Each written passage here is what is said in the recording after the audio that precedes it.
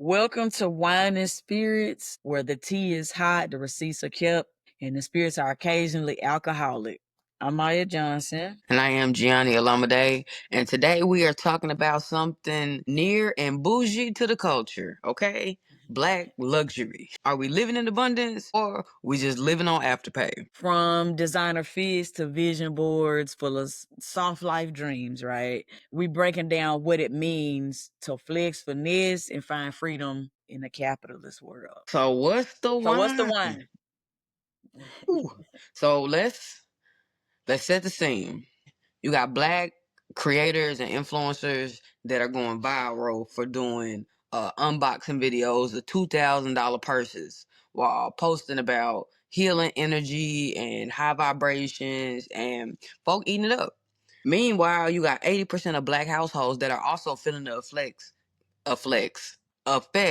of inflation more than any other demographic. And so Okay. we got to figure that part out because the numbers don't lie. So that's facts though, and I mean, and it's not really shade. It's a question, right? So when we post the aesthetic of luxury, are we reclaiming our worth or are we just dressing up our financial anxiety with like filters? Because I've been a witness to it myself, which is why I stray away from like lifestyle content, right? Because like we've discussed in a previous video, like luxury looks different for everybody. Success looks different for everybody. But I do think it's a lot of faking and a lot of pretending going on. And I think it's a lot of running, right? And I think the idea of black luxury is something we need to talk about too. Like, what does that even look like? Because most of it's just capitalism. So some quick stats, right? So in 2023, credit card debt amongst Black Americans rose 33% compared to 22% nationally, right?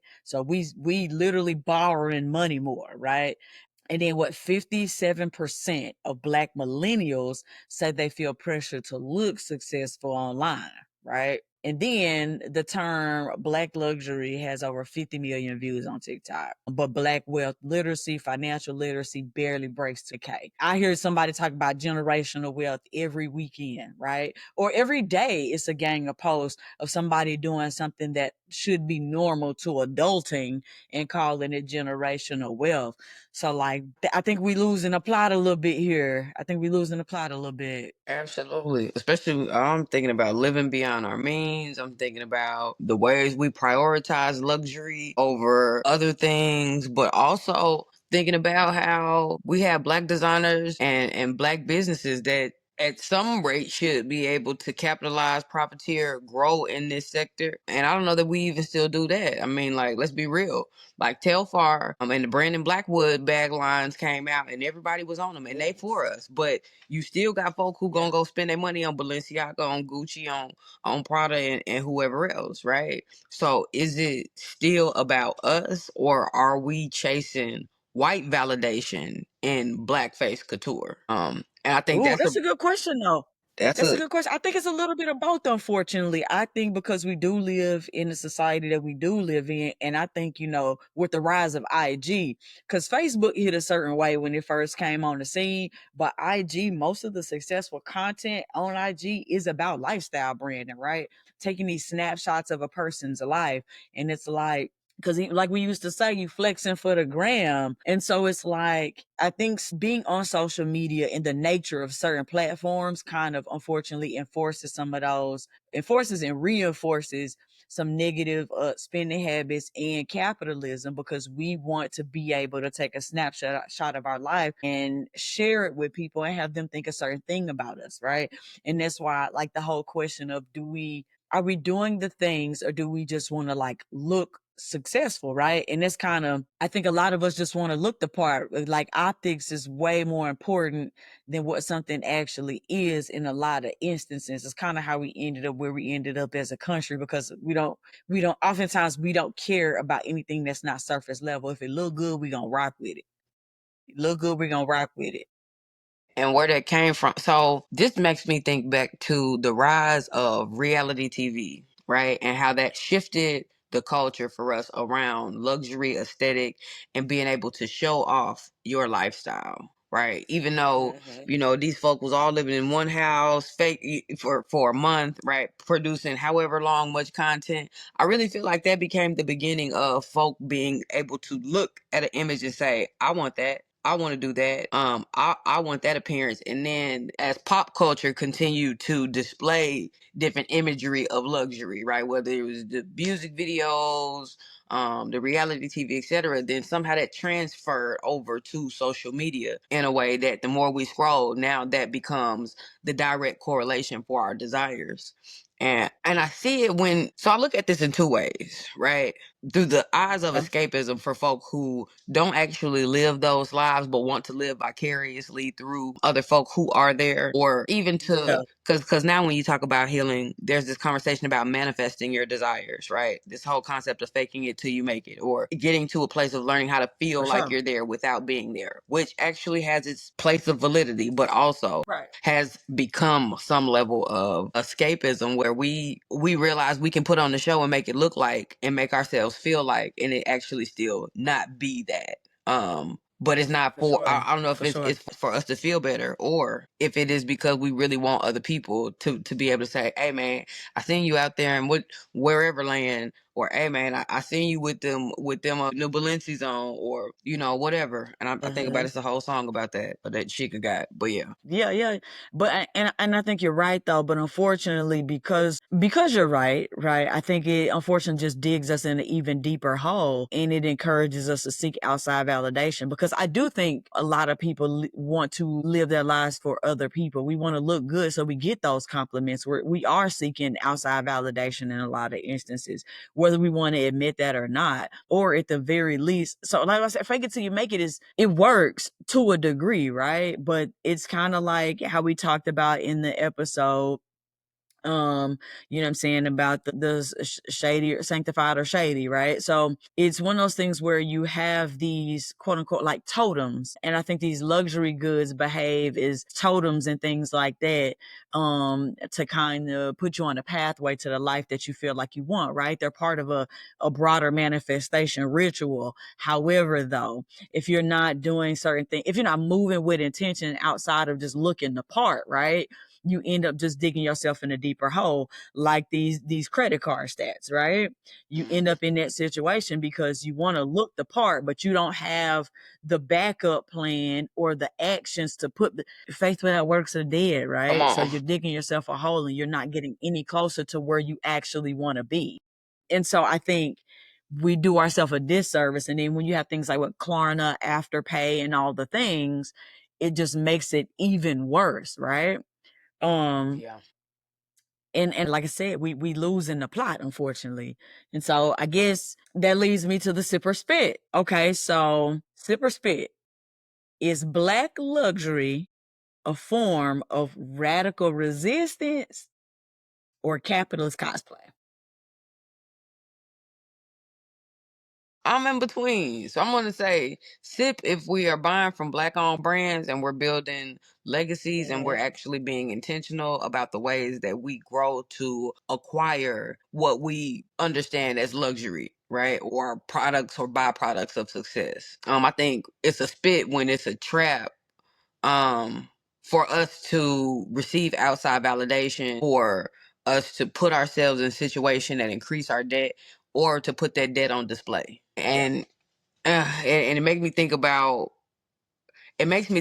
the difference in what we actually do out here. I be doing a lot of community work, and it makes me think about the things Yeah. that people show up for versus they don't. If you look at it on a larger scale, you know what I'm saying. You had Beyonce's Renaissance era that promoted some versions of luxury, and then you got Beyonce's her husband Jay Z's financial literacy program that nobody talks about. Beyonce's husband. Her husband, right? I like that. Beyonce's husband. Yeah. Yeah. Yeah. But Yeah. nobody talks about his financial literacy programs. It's almost like it doesn't even exist, right? Because that means at some I level, mean, somebody they got to sit don't down, for somebody some got to pay people. attention, but also that ain't what's propagated because that's not what's popular, right? So if we promote this luxury to you and make you want it, then at some point we'll be able to sell to you, do this like us, and then you can have these things too. So I got a question in.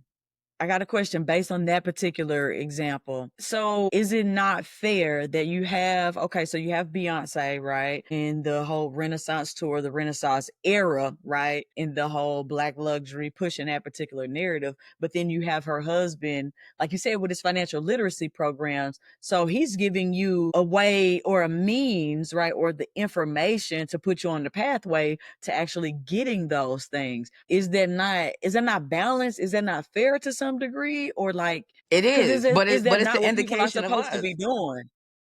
I mean, I get it. For me, I look at it like most of your for-profit corporations or your major corporation got a nonprofit arm, right? Create a problem, Mm, provide a solution, right? The Hegelian dialect, and it exists so deeply rooted in our corporate setup. But I think it actually speaks to where we are as a people in terms of the things that actually okay. move us. And the aesthetic moves us more than the education. That's where the struggle comes in, right? Because we'll do what it takes to look the part, but not do the work that it takes to actually assume the part. And that because you actually ain't got to be on afterpay and running up credit cards and all this. You actually could have enough revenue means in order to be able to afford the things that you desire and stay under a threshold of, you know what I'm saying, Yeah. what Yeah. your income needs to be in order to be able to afford these things, right? You don't have to do the fake it till you make it. And so for me, it's how we are hot and ready culture, right? We want everything instantaneous. So if I can just Right do this now. and have the appearance, why do I want to go to your class? I don't want to go through your program. I really just want this bag in my hand right now. I really want just somebody to give it to me. Yeah. No, you make a very good point though. And even when it comes to like the means, even with the look itself, right? I don't really buy no designer, right? And it's not even necessarily that I can't afford it, but I feel like I'm not gonna say I feel like I can't afford it. I feel like I'm gonna say this. So when I was in the military, right?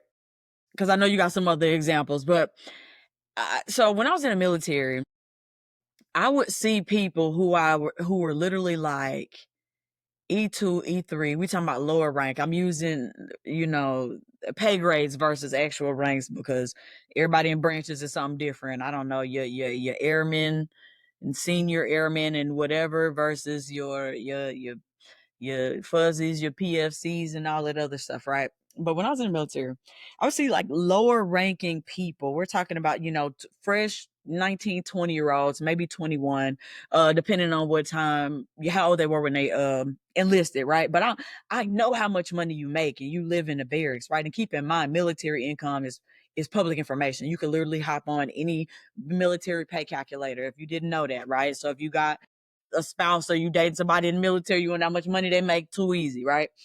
Anyway, and I would see them with like, you know, Gucci belts, Gucci slides. Some of them be like legitimate hype beasts and they want the designer. And I'm looking at my own pockets like, I make twice as much money as you do. What's going on here? And so, and I actually had a conversation with my wife about that one time when them Alexander McQueen shoes was jumping and Hmm. everybody had a pair. And I'm like, don't get me wrong, because you see, I like shoes. The most expensive pair of shoes I own cost me $400, right? Is that a lot? It's still not Alexander McQueen a lot, but I like Back to the Future. I'll never be able to fit. I can say never, knock on wood, but I don't think I'll be able to afford a pair of Air Mags for a very long, comfortably afford a pair of Air Mags for a very long time because there's only so many of them made. But I got a pair of self-lacing Nikes in there Mm. with Bluetooth capability, right? So I spent $400 on a shoe with tech in it. And so in it, the soul change colors, it lights up. Them air man, they lit.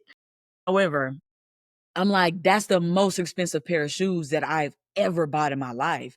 And I'm looking at people who I know probably make $1,000 every 2 weeks after taxes with designer. And then so but my wife was like, you can still, you know what I'm saying, not have a bunch of money and buy luxury goods if you plan ahead and if you're intentional with how you spend your money. And so it's not necessarily that they're wasting a whole check on a belt or a set of flip-flops or a pair of jeans or whatever the case may be. It's more so that they might actually be setting money aside and maybe have been maybe that's something they budget for instead of drinking or clubbing or whatever, and going out to eat all the time. They might literally be cool with either cooking their own food or being on noodles and hot pockets for, a week or two out the month, and putting that extra money to the side to get the things that they want. And I was just like, okay, that makes sense to me. So like, instead of buying something on Klarna or Afterpay or whatever and then paying interest on it, why don't you just, instead of getting the item and then paying your little $20 a month, or paying, $100 every 2 weeks after the fact, why not just put the money to the side in the beginning, Buy and it then, outright. put it in a separate account or do the thing, so then you can go get it. You know what I'm saying? Yeah. It could be done if you're intent, but that takes financial literacy though, and I guess that's kind of, it's a full circle moment. I got you. Any other examples? Any other examples? Well, when you said that, it actually made me start thinking about how when you ain't had nothing and you get used to living with nothing, whether like there's two directions you can go, right? Either you start spending Mhm. more to accommodate what you have more now, or Yeah. you keep living below your means and then you stack more. And it was a interview that Saweetie did about eating ramen noodles with truffle oil now, right? Like I'm not giving up my ramen, right? All the things I used to do, I still like to do, but also it got a slight upgrade to it now. Now I got a little money. You know what I'm saying? I hate to be that person, right? I ain't no hater, and I like Sweetie. She eat like a fucking raccoon, and I don't understand it. I don't understand. That diet is trash. That Yeah. shit that we she had that McDonald's meal and all, boy, I don't get insides. Ooh, No, like sludge moving. I don't understand it. because it costs to be poor, right? And I would think that the only reason folks eat that is because they can't afford better. And now we at a place where even when you can afford better, it's like, nah, I'll still pick that. Give me the spam, fry me some bologna. I'm just going down the list of struggle Yeah. meals that come to mind. But yeah, Yeah. it is that You piece. still eat some Vienna sausage on occasion? Yep, you know what I'm saying? Sonny be looking at me like it's blasphemous, but hey, every once in a while, I buy me a can. No But that's a bullshit. real conversation Ain't though no shame about like that. about levels of luxury. And also, does luxury just necessarily mean certain name brands? Can it actually mean other things that are better for you? Can it mean a healthy meal? Can it mean some Yeah, some other form of that's softness luxury or for me. rest or something else that's not actually material? Because yeah, Feel that. material wise, we're gonna spend that money whether we spend it with each other or whether we spend it with somebody else. I mean, I say that just thinking about, Yeah. when the holidays get here, we gonna spend crazy. Whether we spending Black Friday, whether we spending Buy Black campaign, whether it's we trying to catch all the electronics before they go off sale, because we don't know when it's gonna be that cheap again, or whatever the case. Tell me if I'm tripping real quick then, because you brought up the whole Buy Black and then the Buy Black campaigns, and then plus, like you said, Black Friday, and we do spend a shit ton of money. The rhetoric in the Black community about the Black dollar and the circulation of the Black dollar, I think I'd be irrationally angry having those conversations, right? Mm, Or more so irritated, because I do still think the focus is on spending, because we always talk about how it circulates, so many times before going outside of our community. So the answer for a lot of people is to buy from your neighbors. I'm with that. I'm cool with the trading, with the trading and bartering for services. They're being an exchange between your people, or spending for real, like cold hard cash with your people. However, circulating that same, what is it? They say it's 40 trillion or something like that, or however many trillion, I don't know, some trillions, six right. trillion or something. So circulating that same money between us, it doesn't change our situation. It just might change how that same amount is divvied up, right? So if I got $100, right, and you got $100, and it's like, okay, we're just gonna spend our $100 with each other, we swap it. We don't gain anything. And I think the focus, unfortunately, should be, I don't want to use the word siphoning dollars from outsiders, but the goal should be, I wouldn't say honestly, consuming a little bit less, still buy from your people when you have to buy. But I would think the answer would be consuming less and finding ways to produce things for people outside of the community Come on. to consume. Therefore, you're bringing more money into the community as a whole. I Absolutely. think honestly, black businesses shouldn't necessarily. And please don't fight me when I say this, but black businesses should not necessarily focus on black customers unless it's like a culturally relevant or culturally significant business. Our goal should be capturing revenue from the outsiders to Absolutely. bring it to us. You know what I'm saying? Yep. I think we should probably cater our businesses to other people just to be more effective and more efficient with the influx versus like the outflow of resources to and Boy, from our you community. finna go down a Am I rabbit making trail. sense or I said you finna go deep down a rabbit trail because what you're now also talking about is making sure that we have viable businesses that actually have structures and the ability to function outside of a hustle, which means that we're not just dealing with our friends and our family and the people that we know, right? Because we're running a business that and when we're you're not home? just trying to get extra money. And if we're honest, I don't have the numbers in front of me about how many small businesses fail every year, but it's pretty high in Look, terms of viability.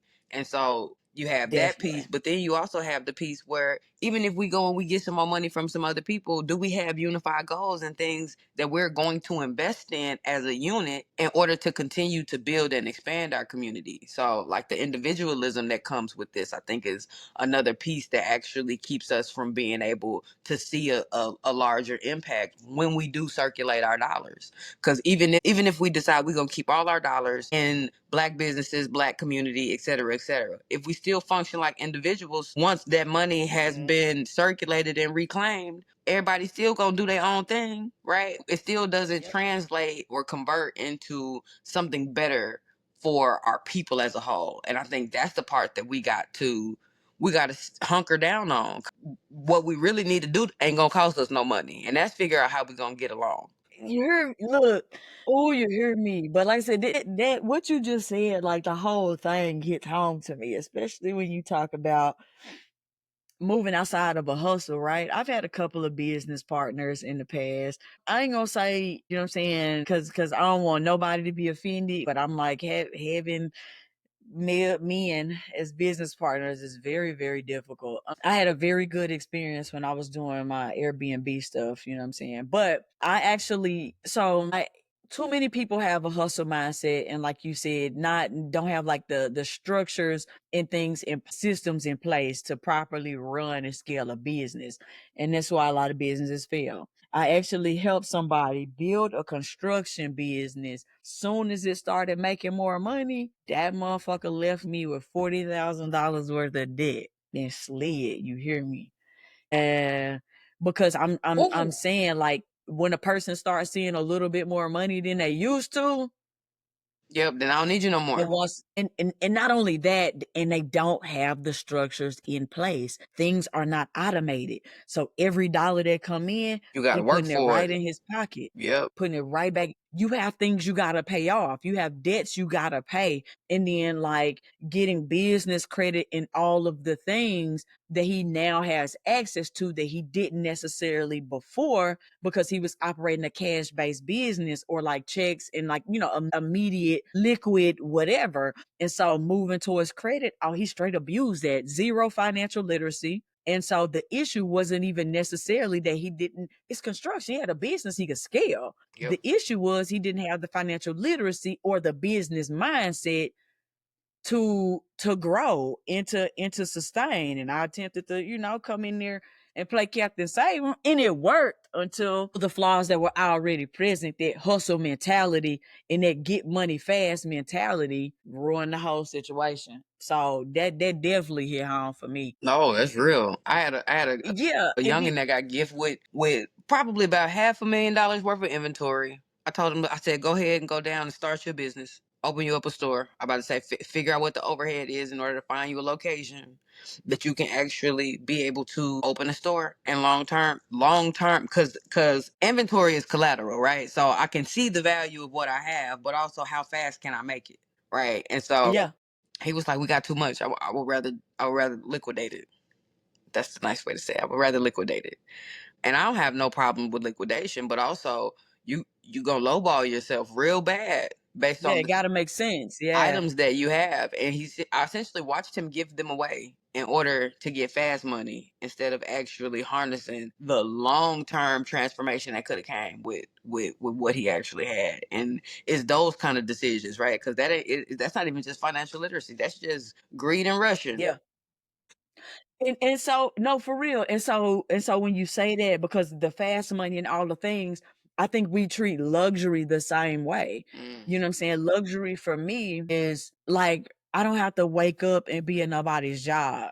I'm gonna find me a job 'cause I want some more money. However, it's not a necessity for me, and having a little bit of ownership over my time, whether or not I got on designer, I get to wake up when I want to. Like I feel like we treat luxury like we treat the fast money. We want the look and we want it right now instead of like building a luxurious life, if that makes sense. Mhm. We rather have the designer but no retirement plan. It's like, is buying the designer now or buying a fucking Hellcat or whatever the case may be, is buying those things right now worth having to work till you're 80? Like on some, because there's a trade-off, or would you rather forego the luxury items and say and use that money to do something wise and not have to work after 40 or 50? You know what I'm saying? Yeah. What does we have to actually rethink what like luxury is, because I think right now most of us equate luxury itself solely to luxury goods. Mm. You know what I'm saying? And don't look at like an actual luxurious lifestyle. We want the goods. Being able to go get a massage or pay for a cleaning service. I pay for a cleaning service. That's luxury to me. And so I think we need to figure out what luxury means. And also, you know what I'm saying? Luxury doesn't always mean expensive. Softness is a luxury. Ownership of your time is a luxury. Yes. Rest is a flex. You know what I'm saying? You know what I'm saying? $40 mani pedi, it's probably gonna be like 80 to 100 depending on where you at. Maybe 200 if you're getting designs and things. But that buys you 2 hours of silence, right? You're getting your Yeah. hands massaged, your feet rubbed. You get to put on your AirPods or whatever, listen and just TikTok or just rest there in silence. That's opulence. That's luxury to me. Yep. That's luxury to me, having those experiences, right? So what's the verdict, man? Oh, so final answer. I'm gonna say spit with a splash of sip. Flex responsibly, okay? And I say Period. flex responsibly because please don't be out here getting yourself in debt and putting yourself in bad situations in order to look good for somebody else. Make Facts. sure Facts. you're actually accomplishing luxury by your means and your definition, right? Yeah. No, for real. And then, luxury without literacy is just performative poverty. Oh, You know what I'm saying? Like what they say, the peanut gallery. You know what I'm saying? You literally just out here on the chitlin circuit performing period. with no return on investment. So like ain't no point. Ain't no point. So the teachable toast, right? So what do we actually do with all this, right? Here's our toast to better thinking, better decision making, and then figuring out what luxury means to you and how you build a life of luxury versus just having luxury goods. So like the first thing is, financial healing is freedom. Mm. So yeah, you can't heal what you won't name, right? So start with honest conversations about money. And I think that's one thing that's important for Black folks, because we like to spit Bible verses when it comes to us having these conversations about money. Money is also taboo in a lot of our households as well. The average person, your mama never told you how much money she made 9 times out of 10. You know what I'm saying? She just made it She work. never she just made it work, right? But she didn't tell you. My mom thing was go to college, get you a good job, save money. That's not how much am I supposed to be saving? How much of my income should be going to rent? How much of it should be going to a car note? Like what are the ratios looking like? And then if I'm saving, what about like investing? What is a good job? What about the return on investment for my fucking degree? So it's like all of these things, we're not having these conversations, but we need to. And then we have a weird relationship with money. Don't get me wrong, because I'm heavy on the eat the rich, right? But in when we remove billionaires out of the conversation and we talk about money, we like to feel like money is evil somehow, but we still want it. So we have this But you know what I'm saying? Because we do have Yeah. a very, I'm about to what say they back to say, your it's Bible easier for a scriptures. camel to go through the eye of a needle than Yeah, it that's is what I for a said. Back rich to your man to Bible enter scriptures. Money is the root of all evil, or the love of money is the root of all evil. the lover. Yeah. And so, but money is a tool, you know what I'm saying? And it's a tool that we need to survive. So be smart about it and go get you some. And so I think we do need to talk about it. We need to be more open and have open conversations about money. Just even with the whole sharing your salary at the workplace, that helps everybody. You know, like it's Yep. we don't like to talk about money for real unless we out here with the money spread and you know what I'm saying Yeah. and all that. We'll do that. Yeah, we'll do that. But we not talking about, okay, I have a product that costs this amount. I'm selling it for this amount. I'm putting out, even if you hustling and then putting out how much do you set to the side to re-up. We need to have conversations about money, the function of money, and how to get more type shit, right? Those Yep. are the conversations we need to be having. And also, budget equals boundaries, right? And that equals self respect. And it can buy you time. So if you have a budget, that means setting boundaries for yourself and for your money in order to make it work for you and get the things that you say you want to achieve. I always say do something today to benefit your future self, and a budget does that.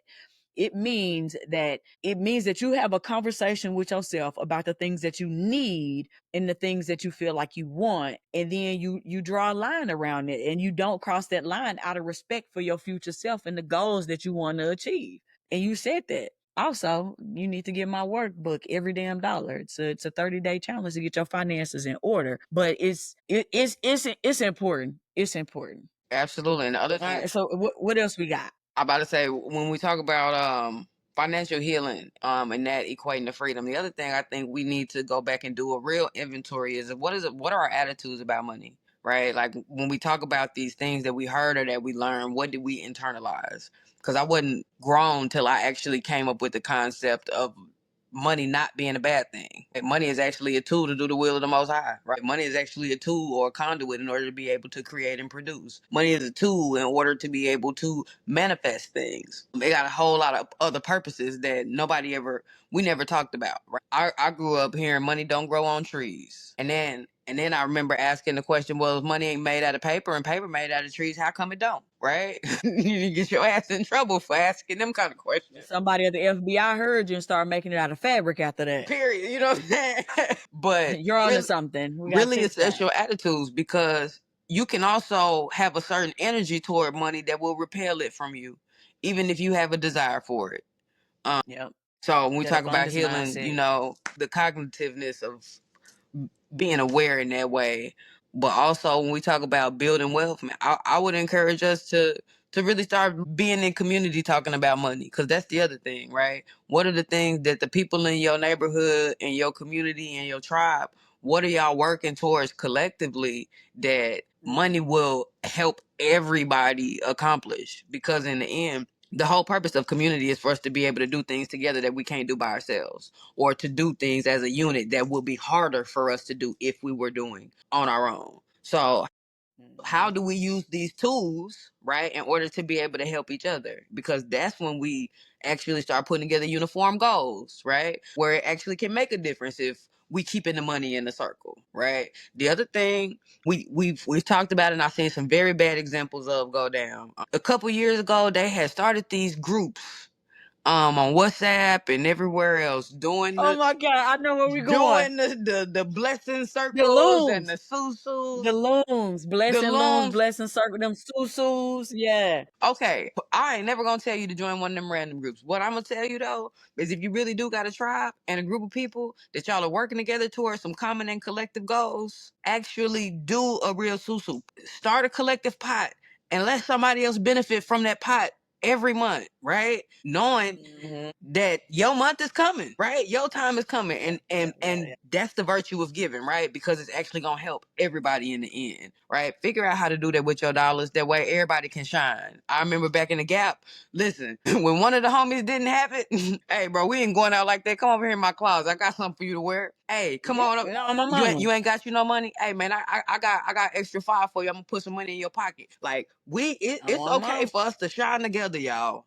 We do not got to be in Period. competition with this luxury shit. We And don't. Man, I'm glad you brought up them susus and them blessing loans and shit. That shit's so that's how you knew niggas was broke during the pandemic for real.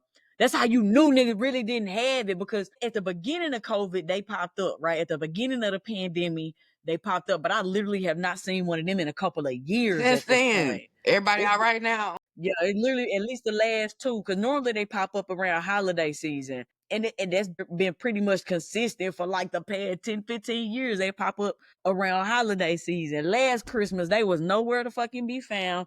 Though man, that's how you knew niggas was broke for it. It's scary times out here. Straight We up. officially in Niggas was peer scary pressuring hours you where to you get can't into get the off a mall. blessing loan. It was peer pressure. Like, We it's only $10. You ain't even got to get on the big side. You could get in on the damn.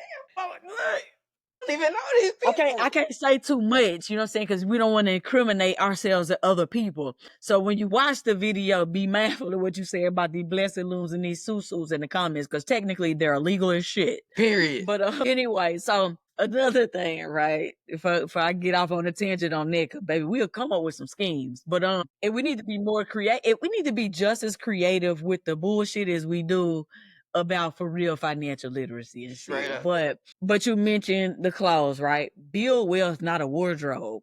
You know what I'm Mm. saying? So the average advice is, set aside 10% for investing or saving before you get to buying shit.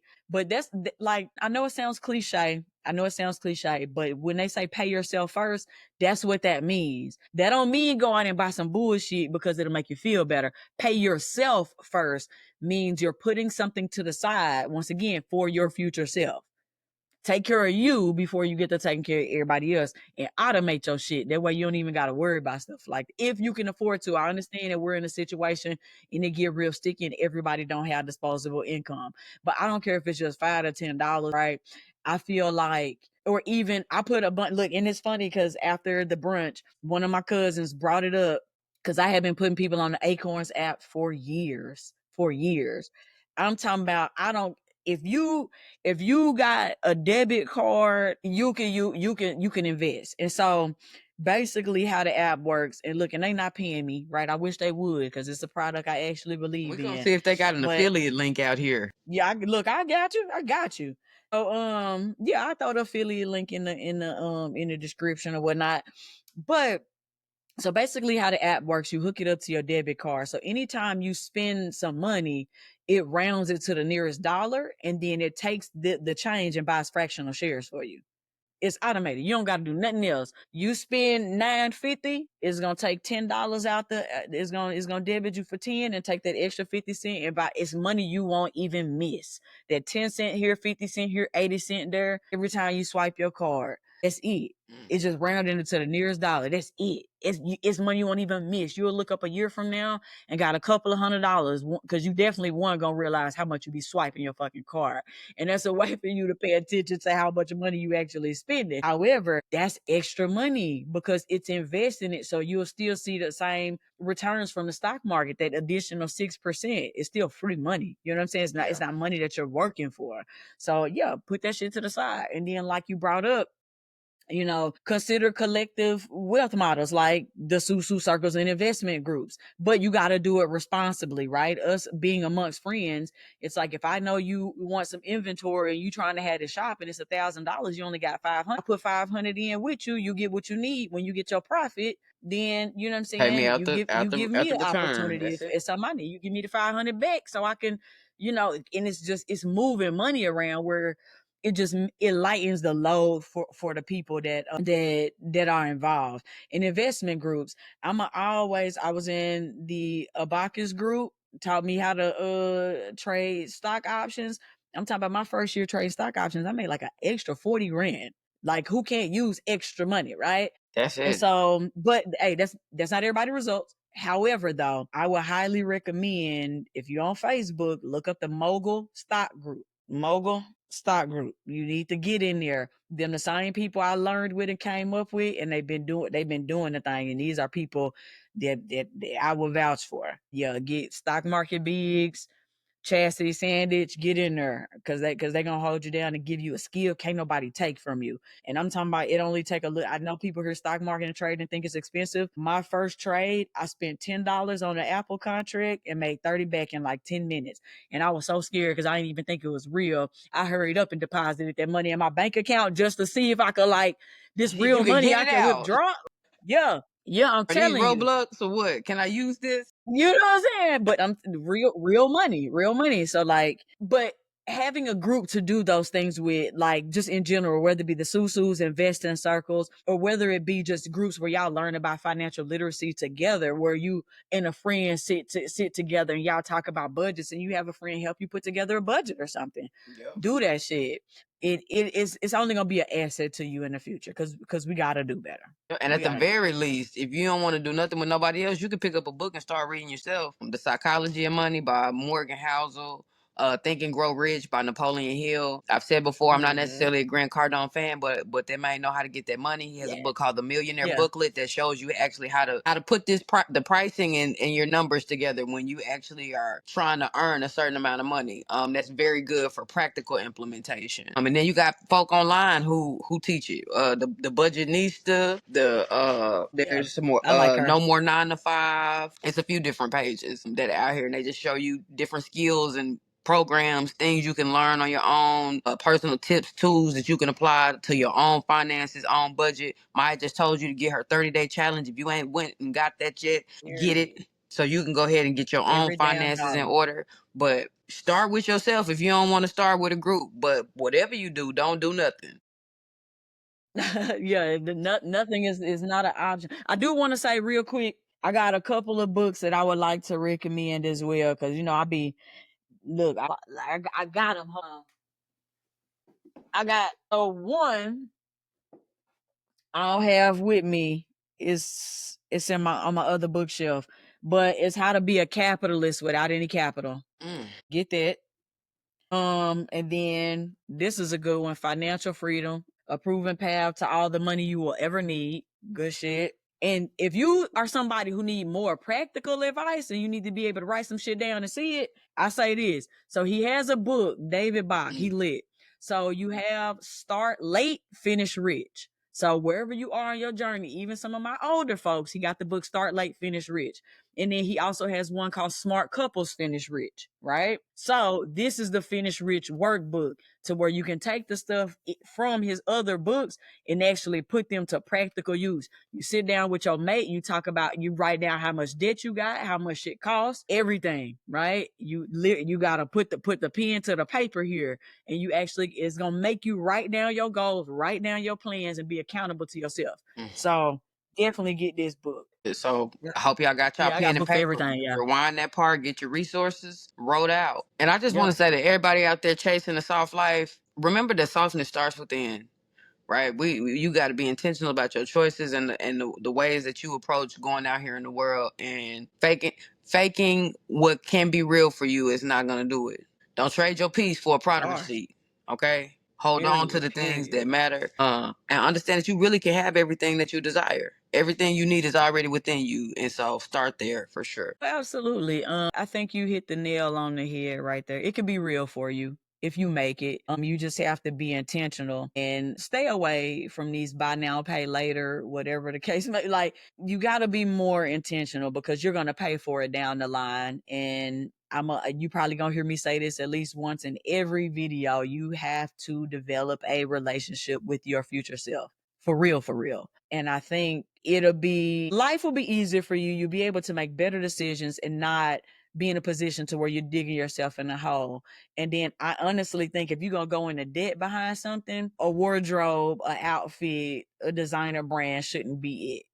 That's if you gonna take out a loan or use afterpay for $1,000 worth of clothes, that's something you could have did that for a down payment on a car and then threw that shit on Uber Fleet and made you some money or something. Like but also that requires thinking out the box. So we need financial literacy. We need people who are creative thinkers, and we need to really hone in on what it is that we want out of life, right? We need to think about lifestyle as a whole and not necessarily just what your outfit for the day look like. It gotta be a little bit deeper than that. And it's very real and it's possible, but you have to develop a relationship with your future self in order to do that. You have to see yourself as a very real person who will exist in the future, and you gotta do things that way. Just like right now, you're suffering for all the decisions, good or bad, right? You are living with the consequences of all the decisions you made up until this point, and that's how life go, and that ain't gonna never change. So, like she said, don't trade your peace for a Prada receipt because it's not worth it. It's not worth it, and you don't want to be. Nothing wrong with Walmart door greeters, but that's not what you want to be doing at 70, 80 years old because you know because you didn't plan ahead. It's already hard enough, and so don't let what I'm saying, these predatory lenders and these fucking capitalist leeches put you in a position to where you have to work for eternity, for real, for real. That being said, we got to wrap it up. So if you learned something today, laughed, or nearly choked on your drink, like, follow, subscribe, tell a friend, throw us in a group chat, give us a shout out, get the book, right? You got to get my 30-day challenge, get her book, right? Remembering the Sacred Self, so you can learn some more about yourself and unpack some shit on your journey to designing the life that you want. You know what I'm saying? And just tune in next week, y'all. Period. Because we'll be back. And as always, get what you need always and in always. And do something today, like she said, that your future yourself will thank you for it. Had to put the benediction tone on y'all. But yeah, we Meet appreciate me in the y'all. future, y'all. Yeah.